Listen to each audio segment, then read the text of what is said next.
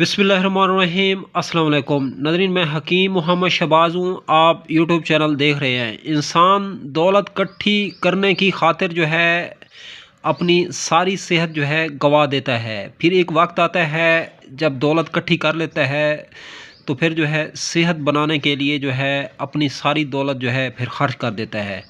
तो नाज़रीन, इस वीडियो में हम बात करेंगे जोड़ों के दर्द के हवाले से। जोड़ों का दर्द जो है एक बहुत ही जो है पेनफुल जो है एक दर्द होता है घुटनों में जो है। फिर यूरिक एसिड की ऐसा ऐसा जो है कैफियत जो है इख्तियार कर लेता है जोड़ों का दर्द। तो जोड़ों के दर्द का बेहतरीन और ज़बरदस्त शॉर्टकट इलाज जो है जोश जुशांदा है। नाज़रीन, एक कप गर्म पानी हो या एक कप गर्म दूध हो, एक कप गर्म चाय हो, तो उसमें जो है जोश जुशांदा अगर डाल लिया जाए, सबसे बेस्ट है कि पुदीने के कहवे के अंदर जो है एक कप जोश जुशांदे का डाल के पी लिया जाए तो दर्दों से जो है फौरी आराम मिलता है और रिलीफ मिलता है।